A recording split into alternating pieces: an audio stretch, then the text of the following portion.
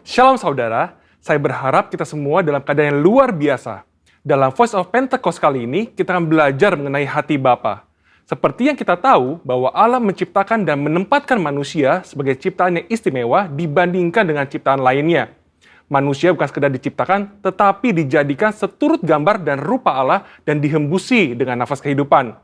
Hubungan antara Allah dan manusia bukan hanya antara pencipta dengan ciptaannya, tapi sebuah hubungan yang istimewa, yaitu digambarkan seperti seorang bapa dengan anak-anaknya.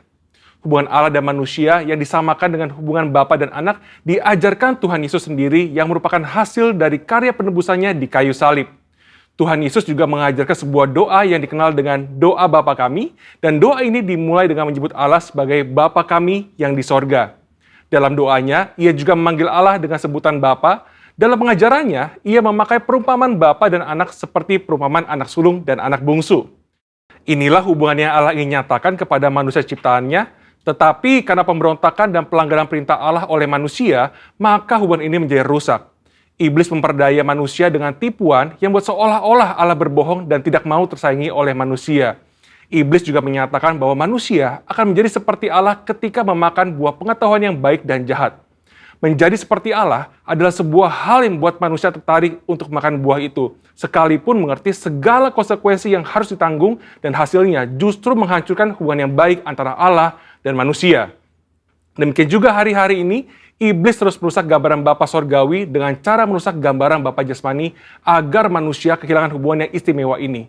Nah, berikut ini adalah kesalahan dari tindakan Bapa Jasmani yang merusak gambaran Bapa Sorgawi.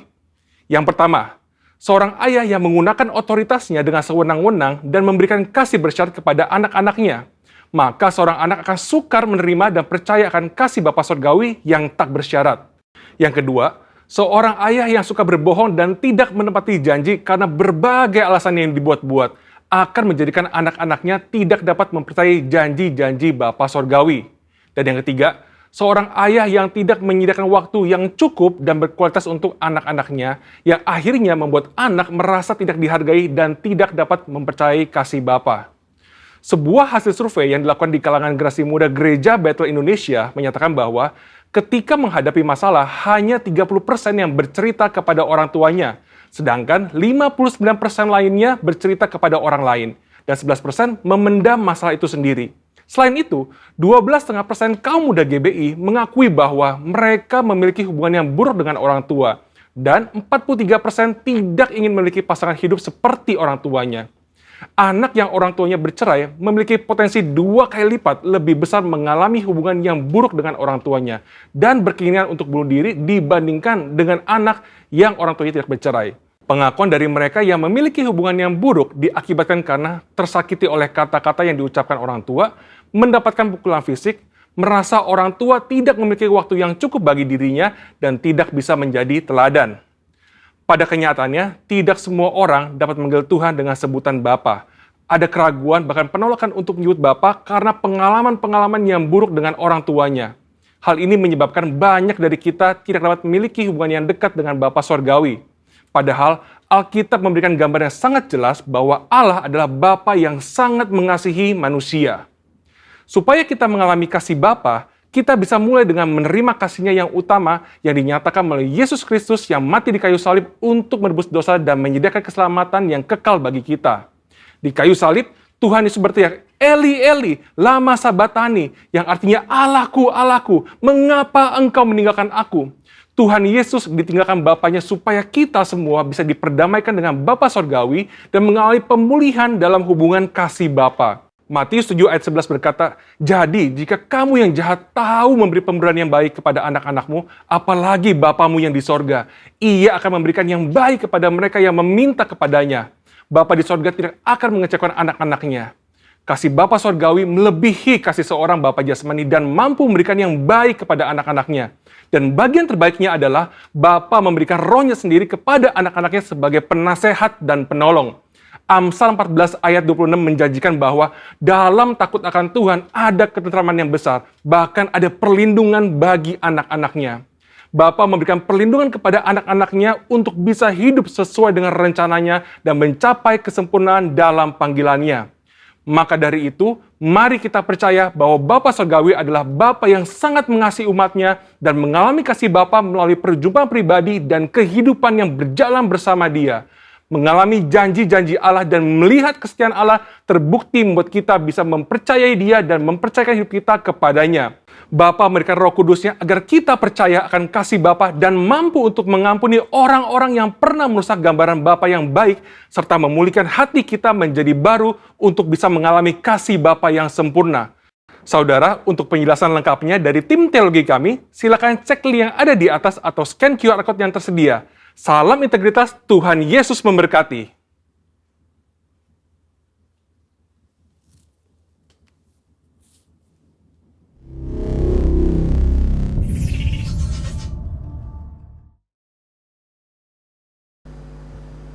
Shalom, saudara yang dikasihi Tuhan.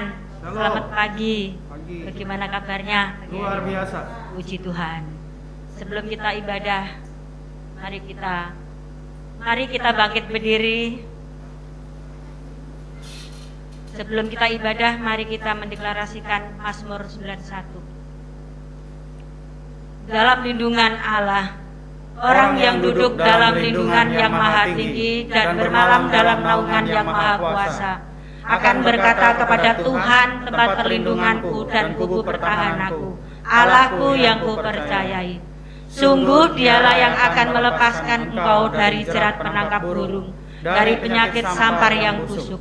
Dengan kepaknya ia akan menudungi engkau di bawah sayapnya, engkau akan berlindung. Kesetiaannya ialah perisai dan pagar tembok. Engkau tak usah takut terhadap kedahsyatan malam, terhadap panah yang terbang di waktu siang, terhadap penyakit sampar yang berjalan di dalam gelap, terhadap penyakit menular yang mengamuk di waktu petang. Walau 1.000 orang rebah di sisimu dan 10.000 di sebelah kananmu, tetapi itu tidak akan menimpamu. Engkau hanya menontonnya dengan matamu sendiri dan melihat pembalasan terhadap orang-orang fasik. Sebab Tuhan ialah tempat perlindunganmu, yang maha tinggi telah kubuat tempat perteduhanmu. Malapetaka tidak akan menimpa kamu dan tulah tidak akan mendekat kepada kemahmu.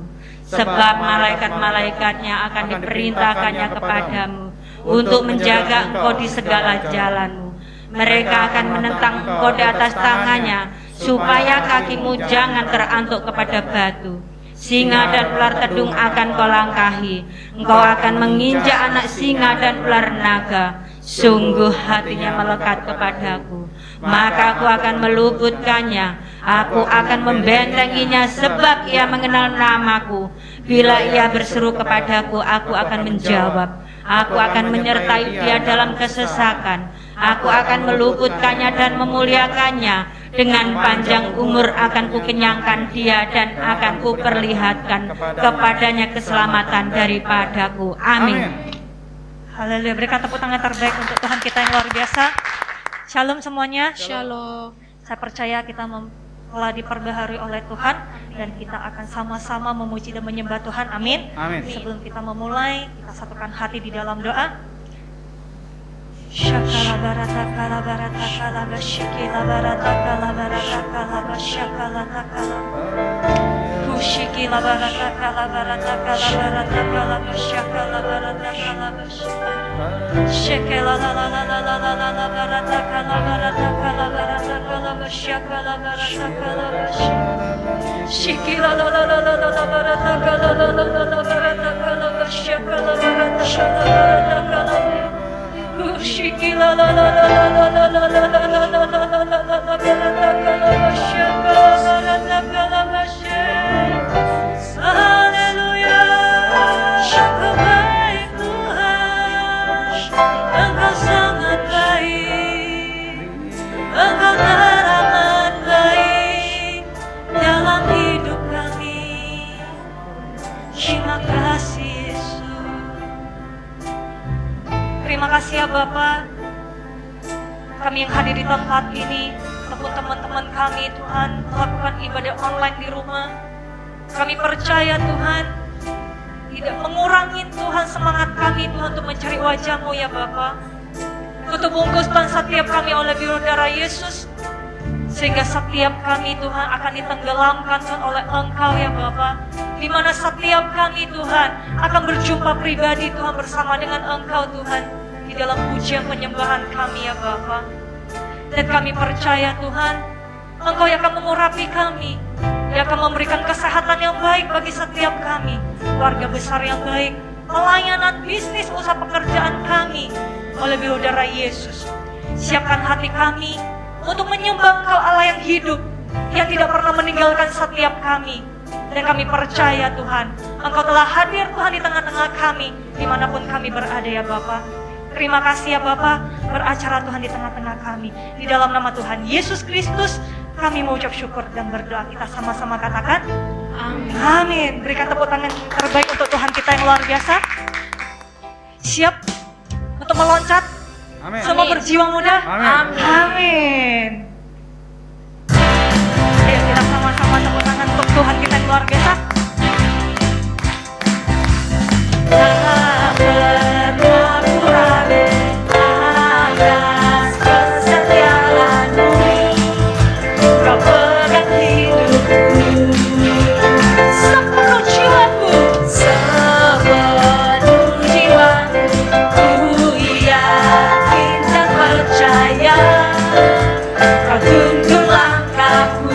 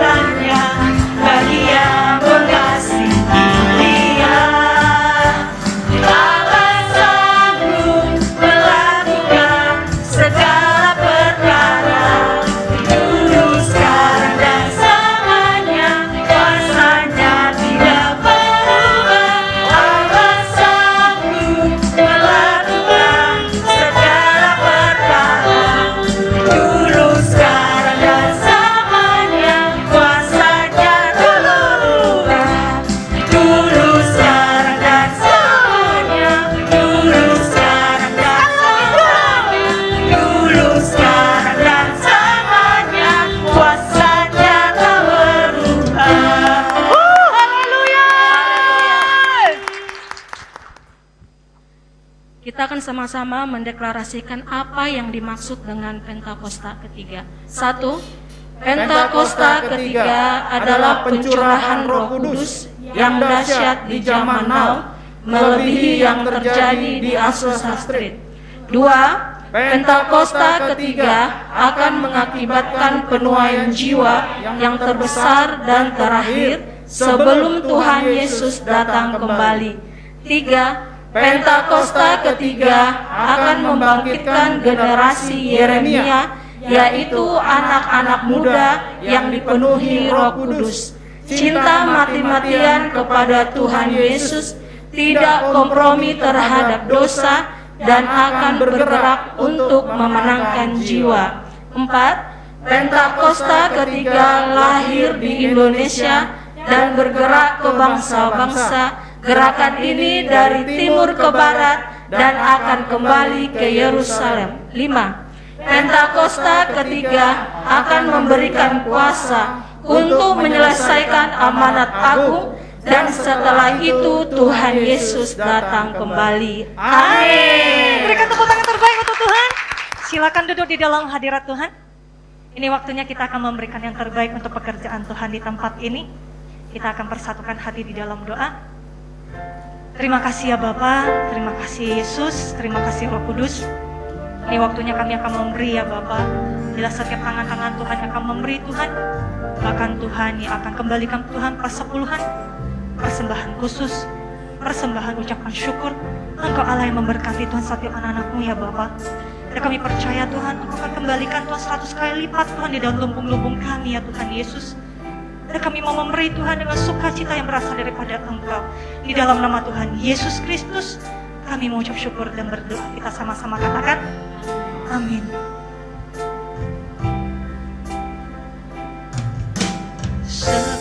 Sekalipun ku berjalan dalam lembah gelap, namun tangan-Mu selalu menopang hidupku. Saat ku dalam ketakutan, Kau hadir di sisiku. Kau berkata, jangan takut, Kau beriku kemenangan.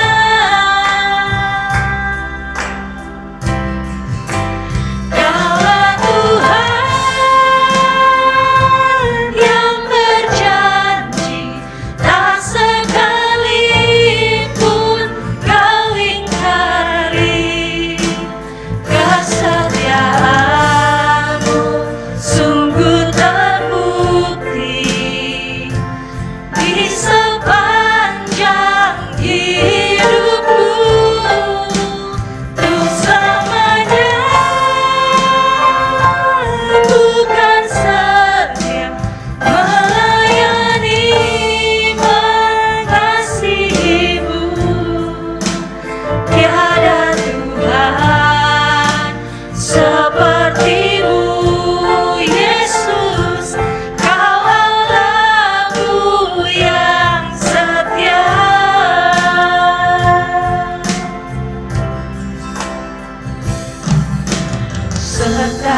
Sekalipun ku berjalan dalam lembah gelap, namun tangan-Mu selalu menopang hidupku. Saat ku dalam ketakutan, Kau hadir di sisiku. Kau berkata, jangan takut, Kau beriku kemenangan.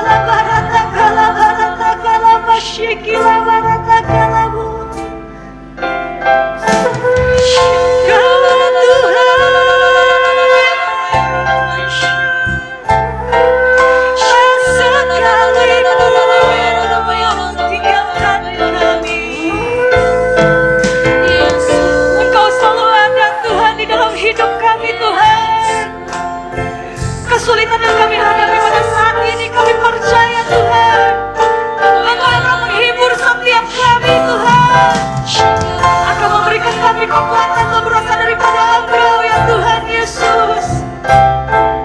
Bila kami hanya berharap kepada Engkau ya Bapa, Engkau gembala kami yang baik ya Tuhan Yesus. Ya Tuhan,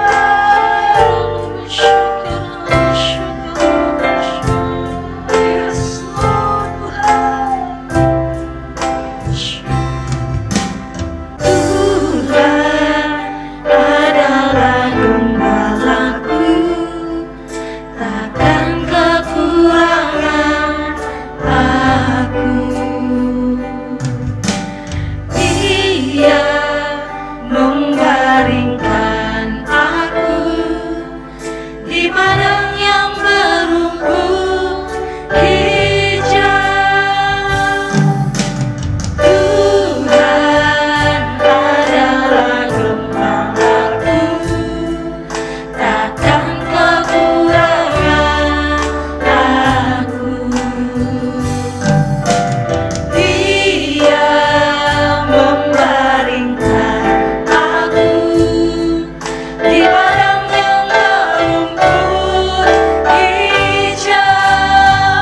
Ia membimbingku ke air yang tenang.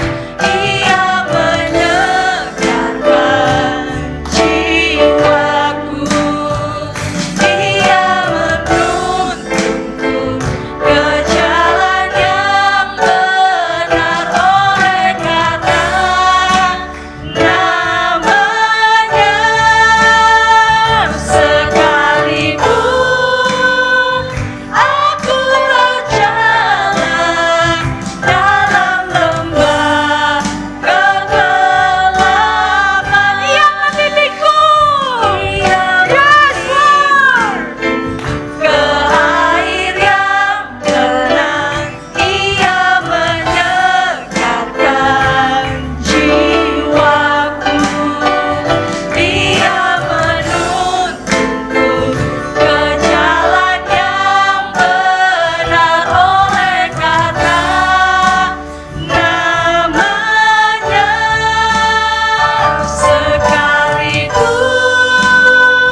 aku berjalan dalam lembah kegelapan,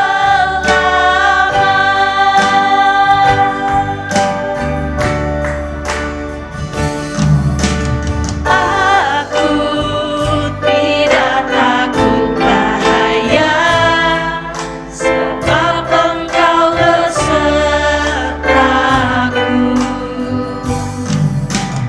Gadamu dan tongkatmu, itulah yang menghibur aku.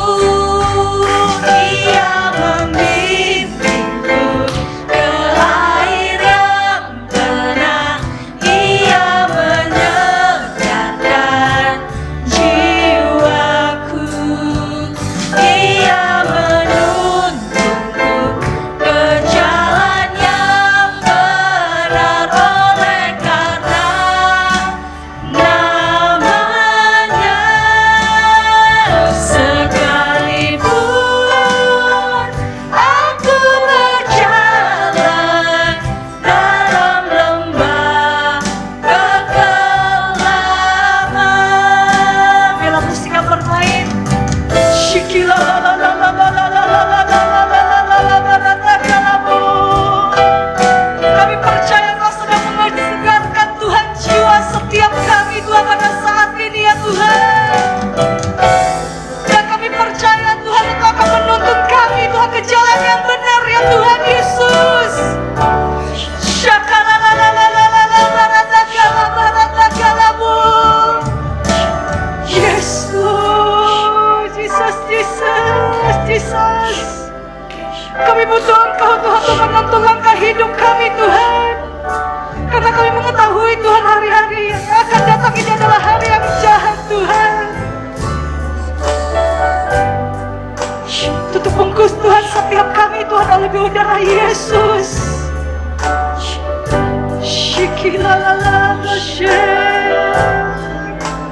Di dalam hadirat Tuhan, saya mengajak kita semuanya untuk bangkit berdiri bersama-sama. Angkat kedua tangan kita, mari kita menyembah Dia.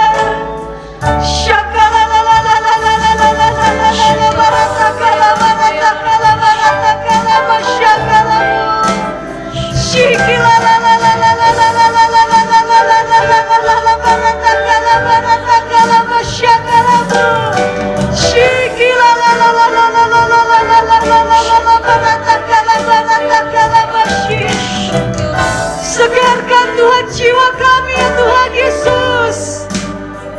Yang udah som-som koko Tuhan, Engkau bakar kami Tuhan kembali lagi ya Bapa. Syakalamu. Haleluya. Yes Lord. Jesus.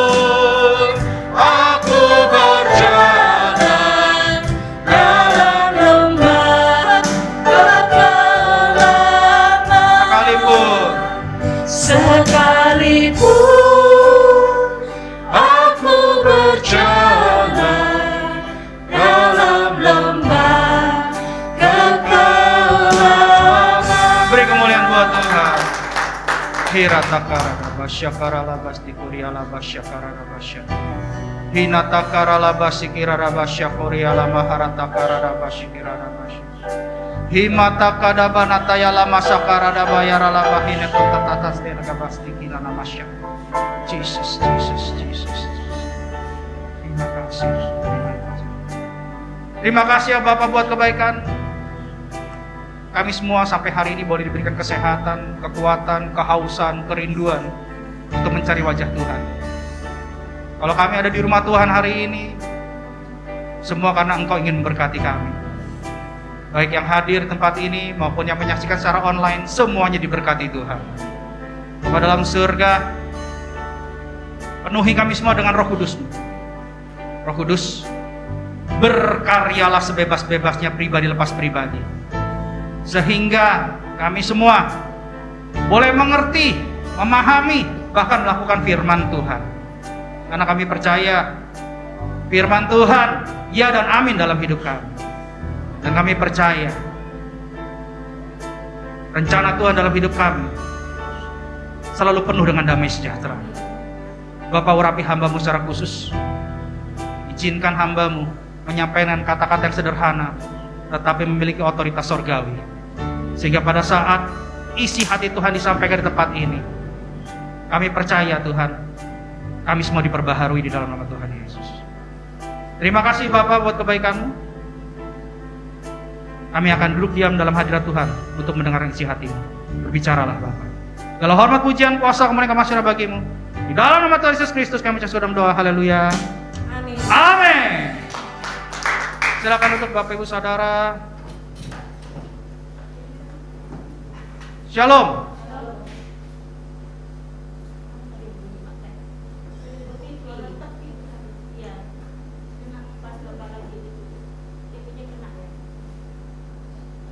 Shalom, shalom. Ya, puji Tuhan ya. Semua karena kebaikan Tuhan. Saya percaya bahwa hari ini ada sesuatu yang luar biasa dari Tuhan.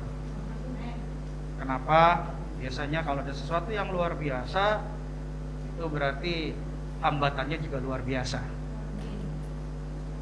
Iblis paling tidak suka kita mendapat berkat dari Tuhan.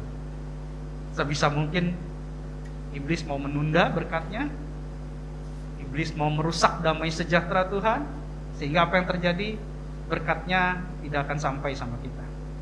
Tapi puji Tuhan, Tuhan kita dahsyat. Amin. Semua kuasa takluk di bawah kaki Kristus. Ya, puji Tuhan. Sekali lagi beri dulu kemuliaan buat Tuhan. Oke. Saya sudah mempersiapkan khotbah ini 2 minggu yang lalu. Tapi karena satu dan lain hal, waktunya belum sampai sesuai dengan waktunya Tuhan, makanya saya tunda, dan akhirnya Tuhan izinkan hari ini kita akan mendengar firman Tuhan. Dan saya percaya firman Tuhan hari ini akan memberkati kita semua. Yang sepakat dengan saya katakan amin. Puji Tuhan. Oke. Hari ini saya akan bawa tema korban persembahan. Tema khotbahnya korban persembahan. Saya diingatkan sama Tuhan tentang kisah-kisah cinta yang pernah saya saksikan. Salah satunya kalau ingat, kita di tahun 70-an itu ada kisah Galuh dan Ratna. Saya nggak tahu yang lahir di tahun 70-an. Kalau ingat ada kisah Galuh dan Ratna gitu ya. Nah, itu kisah Galuh dan Ratna itu adalah kisah percintaan. Percintaan dua orang yang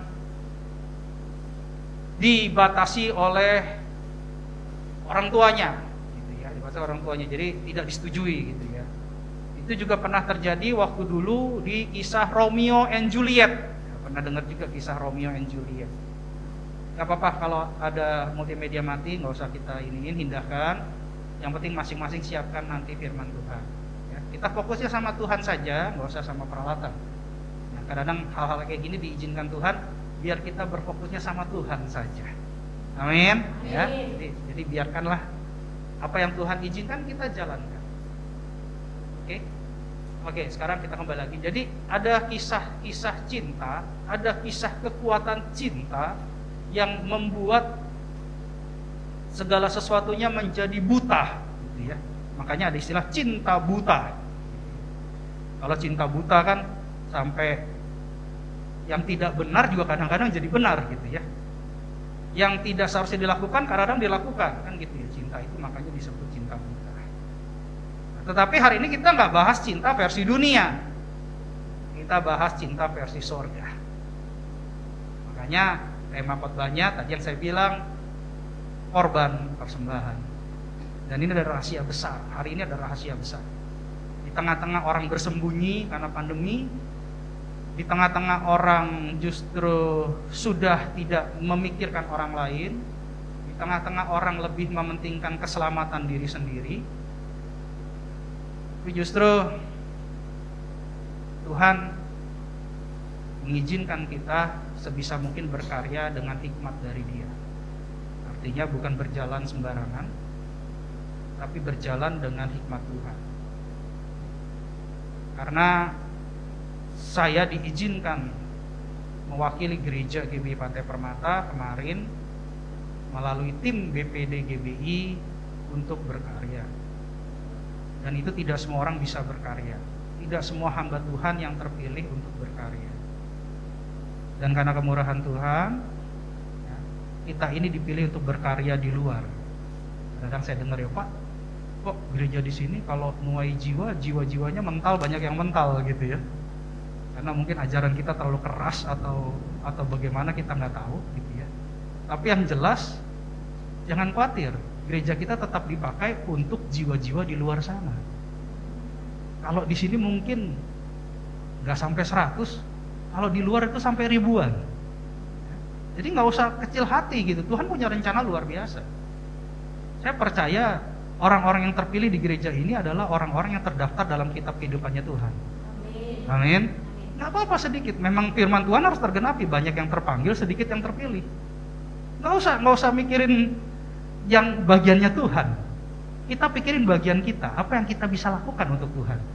Karena Tuhan sudah banyak melakukan karya-karyanya untuk kita. Benar ya? Jadi itu bagiannya Tuhan, biarkanlah Tuhan menjadi Tuhan. Dan kemarin karena kemurahan Tuhan, kita boleh dipakai untuk program vaksin ketua BPD GBI. Dan luar biasanya, dari 320 dosis yang dipercayakan, tiba-tiba diberi kesempatan sampai 400. Tapi setelah tim dari Rumkitban datang, melihat gereja daripada lokasi vaksin, ternyata dipercayakan lagi 1.300. Dari 320 dinaikkan kapasitas ke 400, dinaikkan lagi kapasitasnya ke 1.300. Tapi aktual di lapangan, karena ada tambahan permohonan dari warga setempat, akhirnya menjadi 1.450 dosis. Itu luar biasa. Kerjasama dari 4 pihak, Kodim dari tentara, penyuntiknya dokternya ada yang beberapa dari tentara, lalu Rumkitban dari pihak rumah sakit bantuan, yang ketiga dari pihak GBI, dan yang keempat dari pihak warga, perangkat warga. Jadi itu luar biasa. Di situ memakai fasilitas gereja, dengan di dalamnya belum tentu semuanya orang percaya. Tetapi itulah gereja berdampak.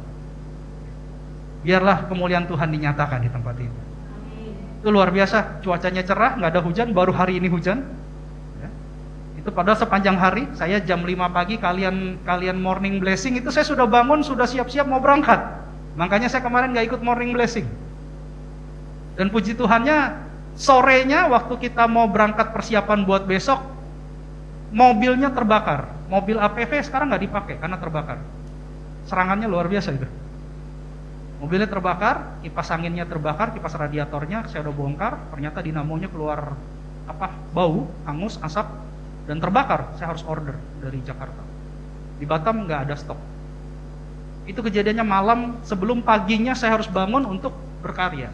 Tapi itu tidak membuat saya berhenti berkarya. Saya percaya kalau Bapak rohani kalian, ya, Bapak rohani kalian seperti ini, minyaknya akan turun kepada kalian semua. Kalian akan terus berkarya, kalian akan terus bersemangat buat Tuhan. Kalau kalian prioritaskan Tuhan, percaya Tuhan akan prioritaskan kalian. Ya, ini pasti punya. Ya, karena Tuhan itu dia adalah Tuhan, bukan manusia. Jadi puji Tuhan, kemarin kita berkarya, saya dari jam 6 pagi sudah mulai standby di sana sampai jam 6 sore, 12 jam. Efeknya terjadi, saya penuh sukacita. Efeknya terjadi setelah pulang, pinggang saya sakit. Saya baru berasa pinggang saya sakit. Ya, jadi itu luar biasa, gereja kita dipakai, dan saya sampaikan di sini Ketua BPD mengucapkan terima kasih buat kita semua. Beri kemuliaan buat Tuhan. Kita kembalikan kepada Tuhan saja. Ya. Oke, kita lanjut. Kita buka ayat kita masing-masing di Alkitab masing-masing. Markus 12 ayat 41. Nanti gampang di multimedianya, kita tinggal sisip ayatnya aja. Kita pelayanan ekstra. Markus 12 ayat 41, buka Alkitab kita masing-masing. Markus 12 ayat 41 dan 42. Ya. Ini karena satu dan lain hal, ada petir, saya rasa kena petir ini semua. Nggak apa-apa, kita jalan terus, ibadah jalan terus. Oke. Yang sudah mendapatkan firman-Nya sama-sama katakan amin. Puji Tuhan. Demikianlah firman Tuhan. Markus 12 ayat 41 dan 42 ya. Kita baca 2 ayat. Pada suatu kali Yesus duduk menghadapi peti persembahan dan memperhatikan bagaimana orang banyak memasukkan uang ke dalam peti itu. Banyak orang kaya memberi jumlah yang besar. Ayat 42. Lalu datanglah seorang janda yang miskin dan ia memasukkan 2 peser, yaitu 1 duit. 2 hal kontras yang akan kita pelajari hari ini. Yang satu kaya, mempunyai uang yang banyak. Yang satu janda, miskin lagi. Ibaratnya bukan orang miskin, janda miskin. Jadi statusnya benar-benar di bawah gitu ya. Sudah janda miskin. Kenapa? Karena janda kalau di 1 Timotius 5 ayat 9, saya bacakan buat Bapak Ibu Saudara. Kriteria seorang janda itu adalah dikatakan begini, yang didaftarkan sebagai janda hanyalah mereka yang tidak kurang dari 60 tahun yang hanya 1 kali bersuami. Jadi janda itu umurnya minimum 60 tahun. Wanita yang tidak punya suami umurnya 60 tahun. Berarti kekuatan fisiknya renta.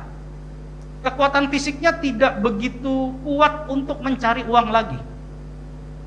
Tapi di saat itu janda artinya tidak bersuami, tidak punya orang yang membantu dia, penolong yang bekerja bersama dia. Mungkin untuk mencari sesuap nasi udah nggak ada temannya lagi.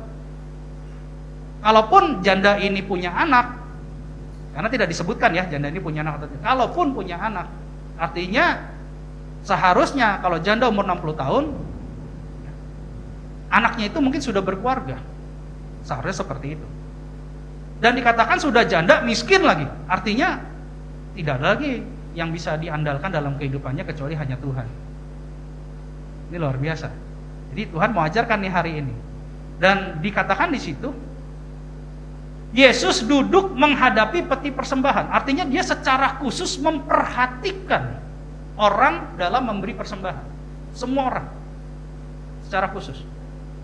Makanya dikatakan memperhatikan bagaimana orang memasukkan uang ke dalam peti itu.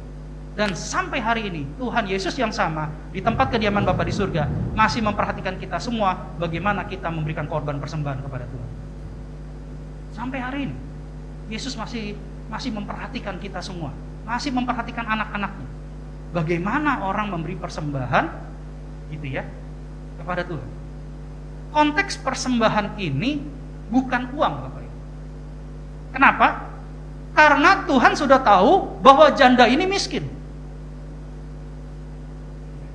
Saya percaya waktu dia perhatikan, dia juga mendengar. Waktu dia memasukkan uang, cuma 2 peser. Ting, ting. Sebenarnya sebagai Tuhan, yang adalah sumber segala sumber, kalau dia sudah lihat janda dan miskin, bukan mengharapkan persembahannya. Justru Tuhan harusnya membantu. Benar ya? Ya dong, Tuhan kan itu kan Jehovah Jireh, Jehovah Rafa, Jehovah Nisi. Tuhan itu punya semua, pencipta alam semesta. Kalau dia lihat janda miskin, harusnya dibantu dong. Artinya Tuhan tidak konteksnya uang. Bukan uang konteksnya. Tapi di sini Tuhan melihat hatinya. Tuhan melihat hatinya. Coba perhatikan di sini di ayat selanjutnya, kita buka Matius 12 ayat 43 dan 44, 2 ayat yang selanjutnya dikatakan begini. Maka dipanggilnya murid-muridnya dan berkata kepada mereka, "Aku berkata kepadamu, sesungguhnya janda miskin ini memberi lebih banyak," katakan lebih banyak, "daripada semua orang yang memasukkan uang ke dalam peti persembahan." Lalu dilanjutkan, "Sebab mereka semua memberi dari kelimpahannya, tetapi janda ini memberi dari kekurangannya. Semua yang ada padanya, yaitu seluruh nafkahnya." Ya. Ayat 43 mengatakan, "Maka dipanggilnya murid-muridnya." Ini ada pesan pribadi dari Yesus kepada murid-muridnya, dan kita semua di sini adalah murid-muridnya. Katakan amin. Ini pesan buat kita semua nih. Ya. Yesus bilang begini, janda ini ngasih lebih banyak loh. Orang-orang kaya ini memberi dari kelimpahannya. Maksudnya apa dari kelimpahannya? Orang-orang kaya ini sudah membereskan semua kebutuhannya dulu, dan dia masih ada lebih uang banyak, sisanya baru diberikan ke Tuhan. Ibaratnya orang kayanya, bayar listrik dulu, bayar dulu. Kamu mau beli baju, ayo beli. Mau beli mobil, beli. Gimana uang makan bulan ini? Cukup. Ada sisa, baru kasih Tuhan. Sisanya dikasih ke Tuhan dalam kelimpahannya, dalam kelebihannya. Tapi janda ini memberikan seluruh nafkahnya. Sudah janda, miskin, duitnya tinggal segitu, dia kasih. Si orang kaya ngasih dalam kelimpahannya untuk show off. Banyak orang yang memberi persembahan kepada Tuhan untuk show off. Tujuan si orang kaya memberikan persembahan di bait Allah supaya diperhatikan banyak orang, untuk mendapat sensasi banyak orang. Bukankah banyak juga orang yang melakukan pelayanan hanya untuk mencari bintang-bintang kecil, kata Karayon, mencuri kemuliaan Tuhan. Tapi kalau si janda ini, dia dengan tulus, dengan penuh hati, tanpa keraguan-raguan, tanpa kekhawatiran, tanpa ketakutan, tanpa banyak pertimbangan, dia berikan kling 2 peser yang semuanya adalah nafkahnya. Dan itu nggak akan bisa diberikan kalau tanpa rasa cinta. Itulah yang namanya kekuatan cinta sorgawi. Itu yang membuat Tuhan Yesus bilang, ini memberikan lebih banyak. Berkenan di hadapan Tuhan. Dia tidak peduli pekerjaanmu apa. Tapi ketika kamu bekerja, mempersembahkan kepada Tuhan dengan pengorbanan, makanya saya katakan korban persembahan, sebagai ucapan syukur didasarkan karena cinta, karena kasih, itulah yang berkenan di hadapan Tuhan. Memberikan yang terbaik, berkorban, bayar harga. Gak gampang tuh. Enggak gampang. Percaya sama saya, gak gampang. Gak gampang. Tapi ketika kita mengasihi seseorang, kita jangan ngomong Tuhan dulu. Ketika kita mengasihi seseorang, kita mengasihi pasangan kita mengasihi pacar kita, mungkin masih belum menikah gitu ya. Benar-benar kita sayang sama dia, kita cinta dengan dia, tulus. Saya percaya pasti kita berikan sesuatu dengan pengorbanan. Si bos bilang ada meeting. Bos, sorry bos, saya nggak bisa ikut meeting. Kenapa? Mau jemput. Ada pengorbanan. Emang kadang-kadang beda ya, kalau pacaran pasti dijemput, kalau sudah nikah beda. Nih kamu saya kasih ongkos, pulang aja naik Gojek sendiri, Grab sendiri, ya beda. Tapi kalau misalnya cinta itu masih terus bertumbuh, saya percaya kasih kita kepada pasangan kita tidak akan pernah berkurang sampai akhir hidup kita. Keren ya. Waktu saya saat teduh sekitar jam 3 pagi, Roh Kudus ajarkan saya, nah kamu kasih ilustrasi, tapi saya nggak sempat karena satu dan lain hal. Ilustrasi yang digambarkan Roh Kudus gini, dia kasih lihat ada satu tinta, tetesan tinta, tapi tetesan tinta ini mau dikasih ke 3 media. Media pertama adalah plastik laminating, kertas yang dilaminating. Media kedua adalah kertas putih biasa. Media ketiga adalah tisu. Jadi saya melihat di penglihatan itu ada tangan, dia punya satu alat gitu ya, satu batang gitu, dia ada tetesan tintanya gitu. Nah, ketika dia kasih ke plastik, ke laminating, kertas yang dilaminating, tintanya itu mengalir turun. Tintanya mengalir turun. Ketika tinta itu mengenai kertas, kertasnya menjadi warnanya sesuai tinta, tapi sebatas tinta itu ada. Tapi begitu cairan tinta itu mengenai tisu, maka warna itu ke tisu dan menyebar. Karena meresap dia menyebar. Jadi Roh Kudus bilang gini, nah cinta dengan Tuhan itu seperti tinta dan tisu. Jadi cinta itu kadar cintanya bukan sesuai dengan kadar tintanya, tapi lebih kepada bertumbuh, menyebar. Cintanya itu makin menyebar. Semakin rasa cintanya itu semakin kuat dengan Tuhan. Itulah yang terjadi pada janda miskin itu. Sehingga janda miskin itu memberikan tanpa beban. Padahal sesungguhnya kalau yang namanya janda, gereja sudah tahu aturannya bahwa wanita 60 tahun ditambah lagi jandanya miskin, harusnya dibantu dong. Dia tidak perlu mempersembahkan. Seharusnya uang yang dipersembahkan yang tidak ada artinya itu disimpan saja, dan gereja harusnya membantu janda miskin itu. Tapi janda miskin itu tidak mau dibantu, malah dia memberikan persembahan sebagai ucapan syukur dengan pengorbanan dia memberikan seluruh nafkahnya buat dia. Di sini Tuhan tidak berbicara tentang uangnya. 2 peser 1 duit tidak ada artinya. Kecil sekali, nilai pada saat itu kecil sekali. Kecil sekali. Tapi Tuhan melihat hatinya, rasa cintanya, pengorbanannya buat Tuhan. Dia tidak memusingkan hal-hal dengan dirinya sendiri. Yang dia pikirkan, saya cinta Yesus, saya mempersembahkan sesuatu kepada Yesus untuk ucapan syukur saya, karena saya percaya Dia juga cinta saya. Ini luar biasa. Dan gak semudah itu orang bisa melakukan pelayanan dengan rasa cinta. Kalau kita mencintai seseorang, terus kita misalnya, Beb, tolong belikan saya bunga dong. Beb, saya lagi pengen makan ayam bakar nih. Beb, tolong dong beliin martabak yang manis. Gak ada istilah bilang, sorry, saya gak bisa. Karena ini, atau karena alasan itu, atau karena pertimbangan ini, atau karena pertimbangan itu. Tapi kalau kita benar-benar cinta sama Tuhan, kita cinta sama pasangan dia, sama pasangan kita maksudnya saya, dia minta apa? Tenang saja, aku akan berikan sayang. Itu dia. Kalau istri sayang sama suami, begitu suami pulang capek, Mam pinggang sakit, istri saya bilang, ya udah Pi, Mami pijitin. Padahal sama-sama capek. Istri saya kemarin angkat bangku.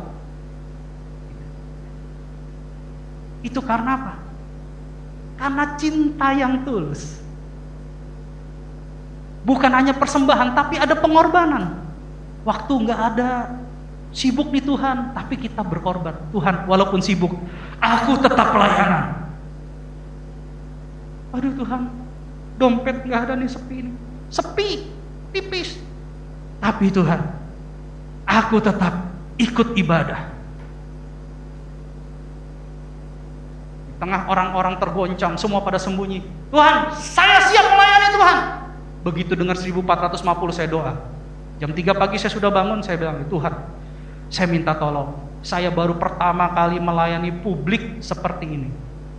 Kalau KKR pernah ya, KKR saya pernah. Tapi kalau pelayanan vaksin saya belum pernah, karena vaksin itu berhubungan penyakit kan. Saya nggak tahu tuh orang-orang itu datang sehat apa enggak. Saya doa sama Tuhan, Tuhan, saya baru pertama kali melayani dan porsinya besar. Saya ini orang yang tidak berpengalaman. Saya ini kekurangan hikmat. Tuhan bilang, mintalah, kalau kita kurang hikmat, kita minta hikmat sama Tuhan, ada di Yakobus. Jadi saya berdoa, Tuhan berikan saya hikmat. Tuhan jaga saya, Tuhan tolong saya, Tuhan jangan permalukan saya. Saya minta tolong Tuhan, saya tidak tahu apa-apa Tuhan. Saya tidak mau menyombongkan diri, karena saya tidak bisa menyombongkan diri. Itu motivasi hati pelayanan. Bukan mau dipandang, wah saya hebat Tuhan, saya akan tunjukkan saya hebat. Saya bilang, saya nggak bisa apa-apa Tuhan. Kalau saya boleh pelayanan, itu karena kebaikan Tuhan. Saya mewakili gereja Tuhan. Tolong Tuhan, bantu saya. Dan ketika saya masuk, wow, secara luar biasa Tuhan kirim penolong-penolong yang ajaib.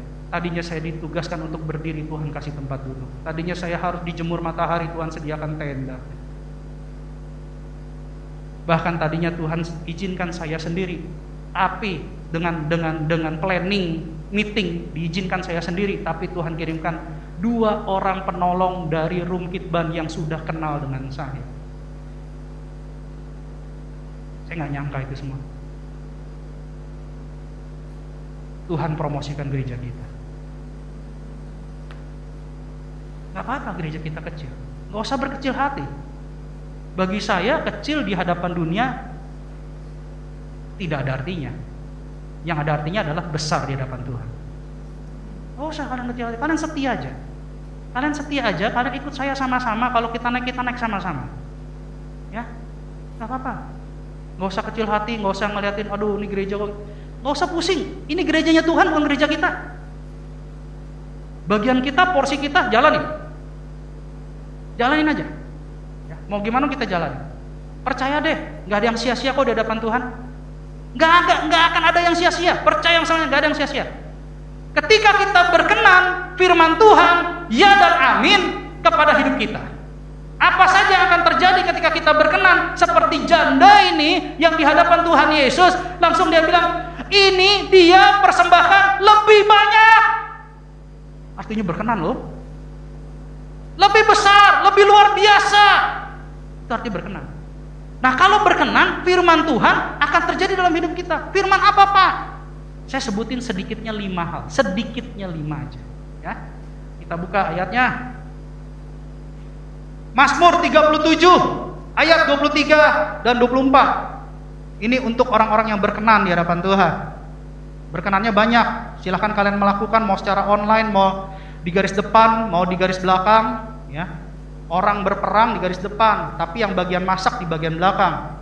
Jadi boleh juga kalian berperan dalam gereja, pelayanan gereja di garis belakang. Kami yang di garis depan sama saja. Yang penting kita satu hati, satu unity, satu gereja GBI Pantai Permata. Firman Tuhan, Mazmur 37, 23 dan 24. Tuhan menetapkan langkah-langkah orang yang hidupnya berkenan kepadanya. Ayat 34, ayat 24. Apabila ia jatuh, tidaklah sampai tergeletak, sebab Tuhan menopang tangannya. Amin. Yang menopang siapa? Tuhan.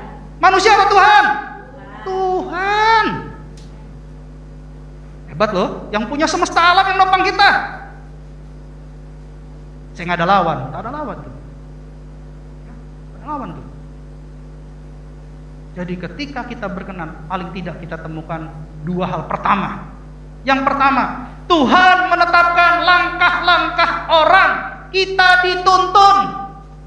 Sekalipun kita berbelok, tangan Tuhan bilang, balik nak, salah arah.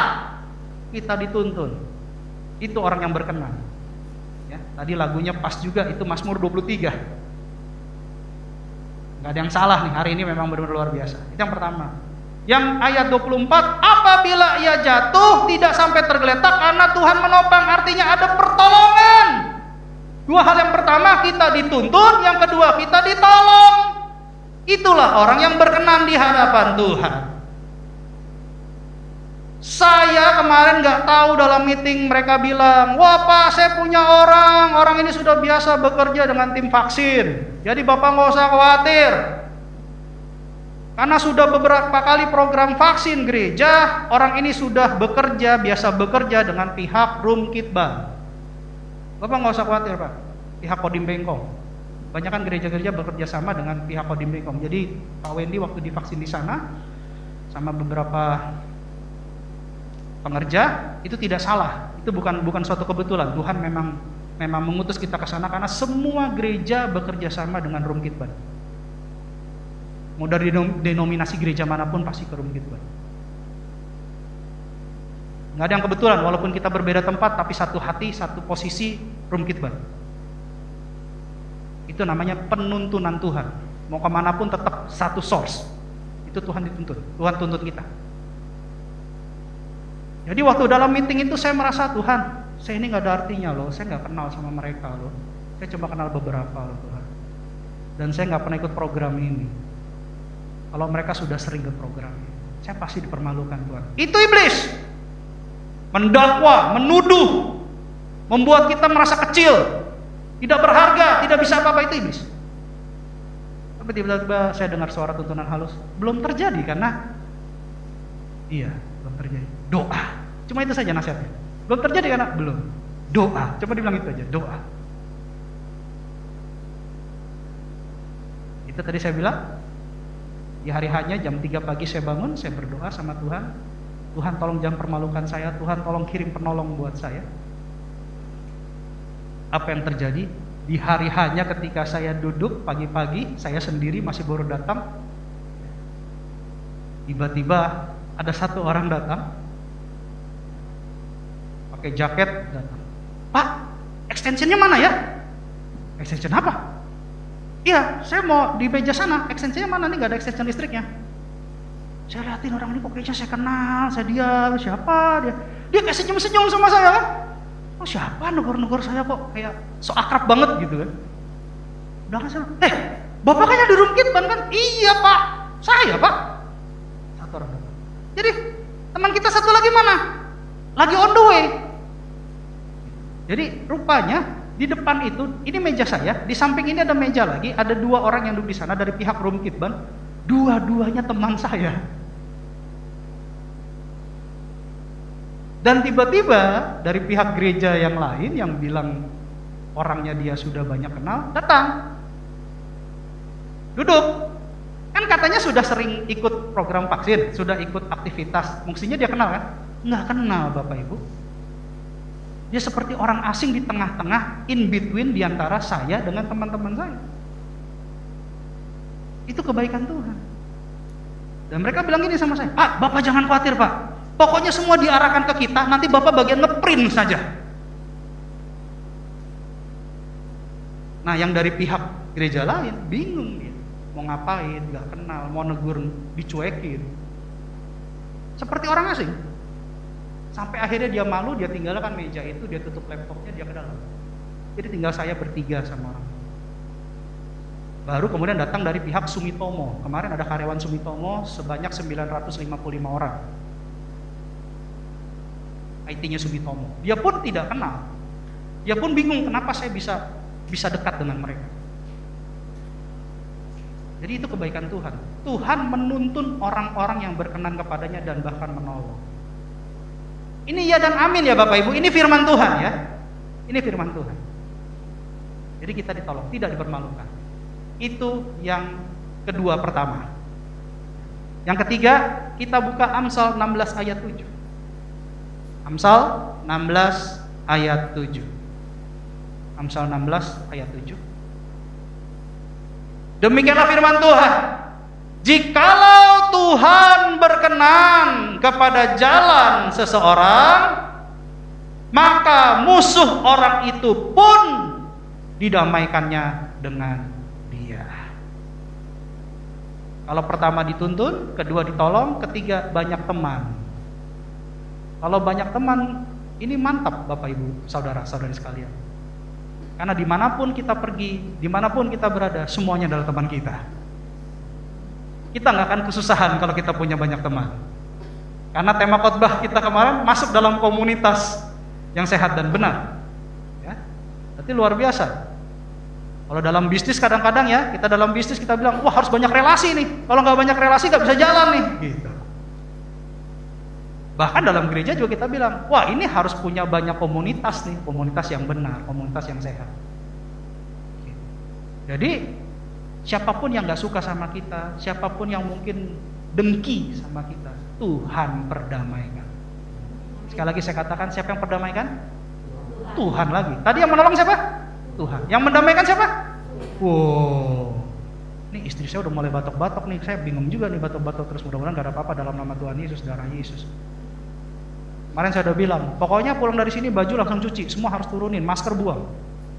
Tapi baju jangan dibuang. Nggak boleh dibuang. Kita cuci aja pakai disinfektan.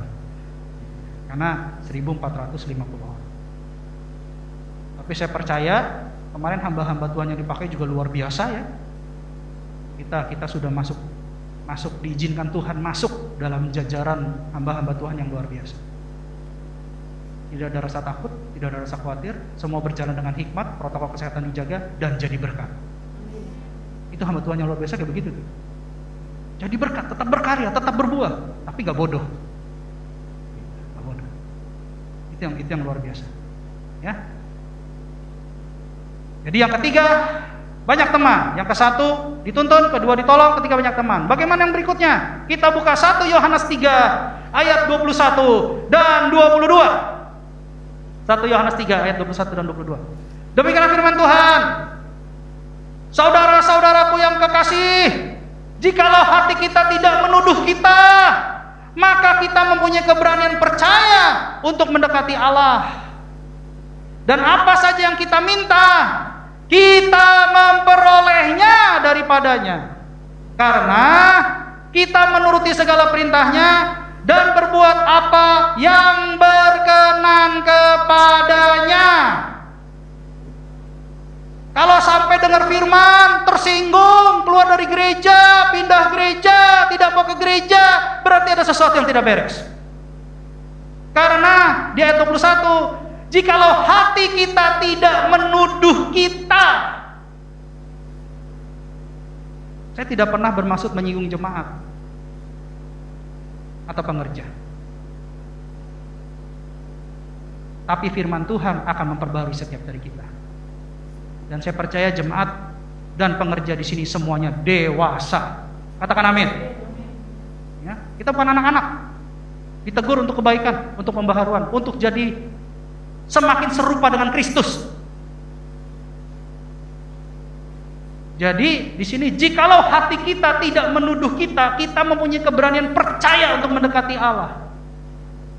Kalau kita tidak tertuduh, kita terima, kita mau perbaiki, maka kita punya keberanian untuk semakin dekat dengan Allah. Bukan menjauh dari Allah, bukan ngumpet, bukan bersembunyi, bukan tidak ke gereja. Bukan bilang, wah Bapak kalau ngomong kata-katanya bagaikan panah yang menusuk hati saya. Bukan. Saya juga nggak tahu apa yang kalian alami, apa yang kalian gumuli. Saya cuma taat, Tuhan suruh sampaikan ini, saya sampaikan. Nggak ada yang kebetulan, orang waktu saya juga pendek. Cuma saya sebagai gembala harus taat menyampaikan apa yang Bapak Sorgawi mau sampaikan. Nah, kalau kita tidak tertuduh, maka kita punya keberanian untuk semakin dekat dengan Tuhan. Jo, kalau salah ya minta ampun aja sama Tuhan, selesai kan? Yang penting bertobat gitu kan? Nggak usah terus dituduh, wah singgung nih, nyinggung nih, udah saya ngambek. Nggak bener itu. Kalau ditegur ya sudah, Tuhan saya minta ampun, mungkin saya salah. Tolong perbaharui saya mau diperbaharui. Selesai. Surga itu tidak pernah mengungkit-ungkit. Surga itu membereskan apa yang belum beres. Supaya kita penuh dengan damai sejahtera. Katakan amin. Jadi ini yang keempat. Ada damai sejahtera dari surga. Tapi dilanjutkan nih di ayat berikutnya. Apa yang kita minta, kita akan memperolehnya. Surga terbuka. Surga merespon. Ya, karena kita menuruti segala perintahnya dan berkenan kepadanya. Itu yang kelima. Yang kesatu penuntun, dituntun, kedua ditolong, yang ketiga damai, banyak teman, ya, banyak teman. Yang keempat shalom, damai sejahtera. Yang kelima surga terbuka. Kita sudah pernah dengerin pengajaran khotbah di sini. Kalau kita berdoa dan doa kita direspon dengan cepat ataupun lambat tetapi direspon, ya, artinya nama kita terdaftar di dalam sorga. Kalau nama kita didaftar dalam sorga, berarti nama kita ada di kitab kehidupan. Amin. Itulah tujuan kita ikut Yesus, yaitu keselamatan. Makanya berikan persembahan dengan korban, dengan pengorbanan, dengan kasih mula-mula, dengan kasih yang tulus, dengan rasa cinta yang murni kepada Yesus. Itulah yang dikatakan Tuhan, persembahan kita lebih banyak daripada yang lain, dan itu berkenan di hadapan Tuhan. Bukan jumlahnya, bukan nominalnya, tapi hati kita didasarkan atas apa? Kita memberikan pengorbanan waktu, kita berikan pengorbanan tenaga, kita memberikan pengorbanan uang, mungkin dana. Karena apa? Kita sayang sama Tuhan. Kalau kita sayang sama Tuhan, saya percaya Tuhan lebih sayang sama kita. Oh, dia maha kok. Dia maha. Kita masih belum maha. Jadi hari ini saya mau ajarkan rahasia kehidupan. Sebuah rahasia kehidupan yang nyata. Karena Tuhan berfirman bahwa orang yang berkenan, dia akan tolong. Orang yang berkenan, dia akan tuntun. Orang yang berkenan, dia akan perdamaikan dengan musuhnya. Orang yang berkenan akan diberikan damai sejahtera. Dan orang yang berkenan, namanya terdaftar di sorga. Karena apa saja yang kita minta, Tuhan akan kabulkan. Amin. Musik saya undang untuk maju ke depan. Mudah-mudahan alat musiknya masih oke. Kita masih bisa nyanyi. Kita nyanyi lagu yang sederhana saja. Oleh karena kemurahan Tuhan. Ya. Kita Kalau tak terukur kasih-Mu Yesus, kalau bisa ngikutin, silakan kita ikutin. Oke, kalau gitu kita ikutin seperti biasa, sesuai dengan schedule. Bapak Ibu, saya undang untuk bangkit berdiri. Terukur kasih-Mu Yesus, Kau telah mati gantikan diriku. Kau curahkan darah-Mu untuk tebus dosa. Kita ulang dari awal, tak terukur. Tak terukur kasih-Mu Yesus, Kau telah mati gantikan diriku. Kau curahkan darah-Mu untuk tebus dosaku. Layaklah Kau Tuhan dipuji dan disembah dengan segenap hatiku. Layaklah Kau Tuhan dipuji dan disembah dengan segenap jiwa ragaku. Layaklah Kau Tuhan dipuji dan disembah dengan segenap hatiku. Layaklah Kau Tuhan dipuji dan disembah dengan segenap jiwa ragaku. Layaklah Kau Tuhan dipuji dan disembah dengan segenap hatiku. Layaklah Kau Tuhan dipuji dan disembah dengan segenap jiwa ragaku. Dengan segenap jiwa ragaku. Dengan segenap jiwa ragaku.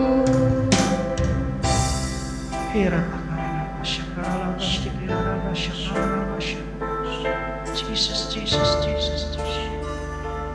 Oh Yesus, terima kasih. Haleluya.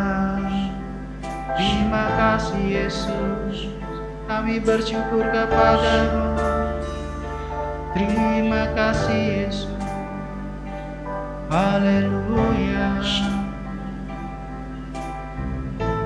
Saya bersyukur kepada-Mu Tuhan untuk firman-Mu hari ini. Terima kasih kami diizinkan untuk mengerti apa isi hati-Mu. Ialah firman yang kami dengar menjadi bibit sorgawi, bibit benih sorgawi yang subur di ruang tanah hati kami, sehingga kebawa berakar, ke atas bertumbuh, dan bahkan menghasilkan buah yang banyak. Izinkan buah itu boleh dinikmati oleh kami, bahkan dinikmati oleh orang-orang di sekeliling kami. Kami rindu nama Tuhan semakin dipermuliakan, nama Tuhan semakin dikenal, karena ada Yesus dalam diri kami. Biarlah perkataan kami, perbuatan kami, tingkah laku kami menjadi berkat buat banyak orang, karena kami melakukan apa yang Kau inginkan. Dan ketika kami melakukannya, kami berkenan di hadapan-Mu. Bapa, izinkan Roh Kudus memampukan kami untuk memberikan persembahan sebagai korban ucapan syukur kami kepada Tuhan dan berkenan di hadapan Tuhan. Ajarkan kami Roh Kudus, sehingga ucapan syukur kami ini boleh berharga di hadapan Tuhan. Kami percaya firman-Mu ya dan amin. Firman-Mu akan berkati anak-anak-Mu Tuhan. Mereka akan Kau tuntun, mereka akan Kau tolong, Mereka akan kau perdamaikan dengan musuh mereka. Dan bahkan shalom dari surga akan mengalir kepada mereka. Juga ketika mereka memohon kepadamu, meminta kepadamu, sorga merespon di dalam nama Tuhan Yesus. Terima kasih Bapak buat kebaikan-Mu. Terima kasih Tuhan Yesus. Terima kasih Roh Kudus. Sebelum kita pulang, mari kita buka kedua tangan kita dan pintu hati kita di hadapan Tuhan.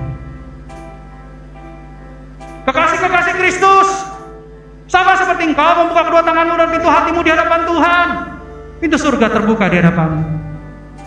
Pulanglah dan bawalah berkat perkenanan, berkat kesehatan, berkat kekuatan, berkat keberhasilan, berkat kemenangan, berkat keberuntungan, berkat Abraham, Ishak dan Yakub. Bahkan shalom dari Allah Bapa kita di surga melalui Tuhan kita Yesus Kristus dan persekutuannya manis bersama dengan Roh Kudus mulai saat ini sampai Tuhan Yesus menjemput kita di awan-awan yang permai. Bagi setiap kita yang sudah menerima berkat Tuhan, sama-sama kita katakan amin. Selamat hari Tuhan memberkati.